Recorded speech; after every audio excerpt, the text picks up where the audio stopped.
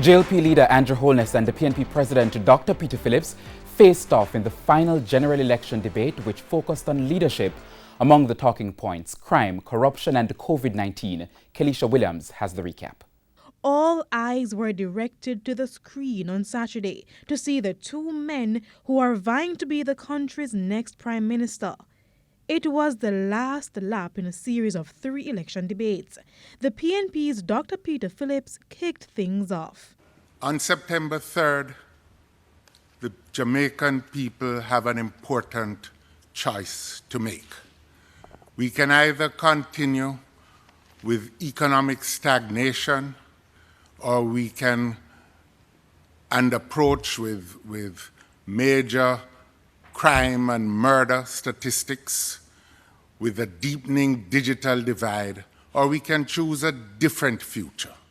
I will never forget Mas Tom, an elderly gentleman leaving the polling station on election day and waving his ink-stained hands at me, saying, "Andrew, do the right thing." Today, I am very proud to report to this country that we have been doing the right thing by Jamaica. Now delving into the issues which have arisen on the campaign trail, blow by blow, the questioner challenged the debaters with statistics on education, states of emergency, undelivered promises, and the manifestos. First up, COVID-19.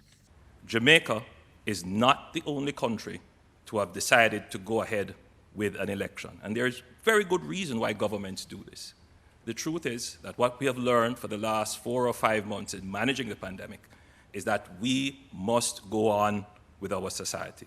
In the period of the Emancipendence celebrations, the recommendation was made that there should be a tightening of the arrangements, the curfew arrangements and the other arrangements.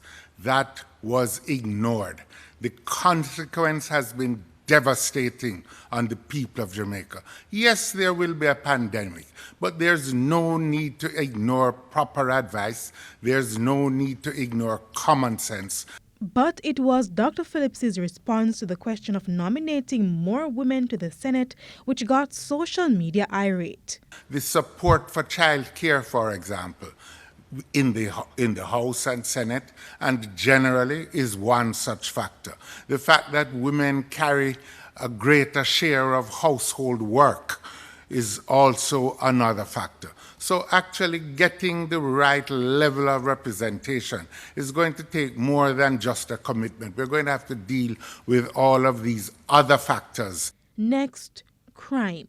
Just need to ask the people of Mount Salem, the people of Greenwich Farm, the people in Augustown, how that expenditure of security and increased presence, which the opposition every time in Parliament calls for, we have done it and we have delivered.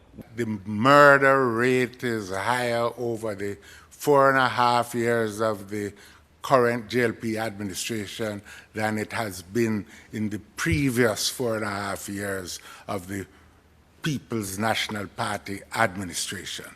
In the end, it was a case of highlighting achievements and plans for the future. They also asked Jamaicans to make the right choice on September 3rd. Kelisha Williams, TVJ News.